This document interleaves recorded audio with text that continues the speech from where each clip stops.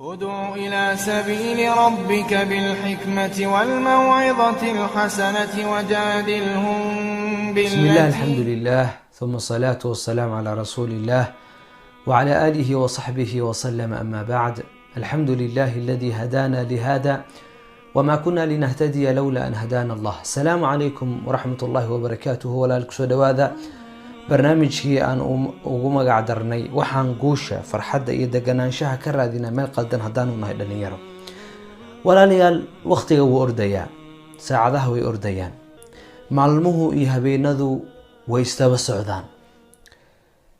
maalin walba waxaad maqashaa hebel waa geeriyooday, hebel wuu dhintay, hebel ilaahay ha u naxariisto.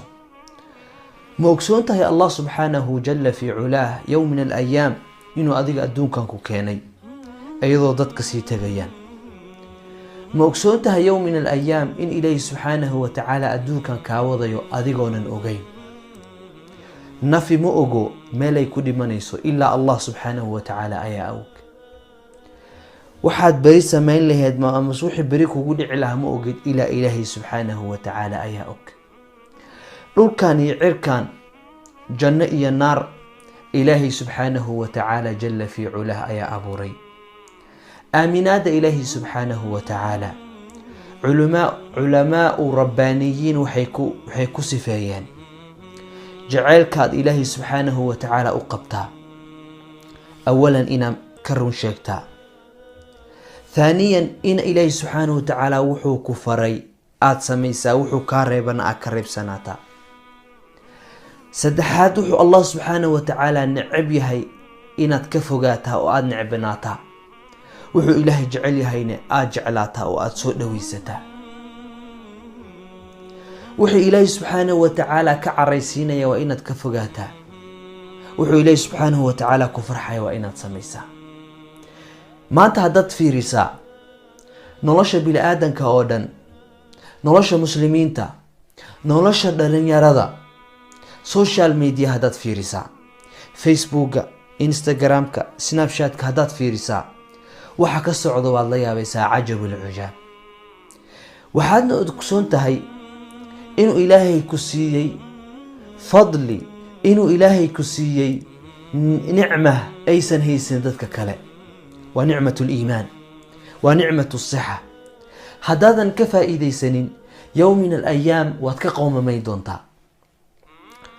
ayaan dhexdaas anigoo meel maraya ayaa waxaa igu soo dhacday, maanta hadda adigoo shabaab ah oo shaab ah oo dhalinyaro ah oo awood iyo caqli iyo dadaal iyo juhdi nafsadaada aada gelin karta sidaa u badbaadi lahayd adduun iyo aakhiro, haddaad meel isdhigtaa waxaad ogaanaysaa maalin maalmaha ka mid ah in qof ama qaraabada kuu ah ama adiga aad dhasho uu ku dhibsan doono markaad da' noqotaa. ilaahi subxaanahu watacaalane qofka asoo dhalinyaro ilaahay xifdiyaa, meel walbu allah subxaanahu watacaala kugu xifdin doonaa. laajli daalika waxaan kusoo gabagabeynayaa dhalinyaro xaaladda aan ku jirno xaalad ilaahay raalli ka yahay ma tahay ama ma aha? adiga isi su-aal. waxaa la cajabaa waqtiga siduu u ordaya. shala ayay jimco ahayd, berina waa jimco.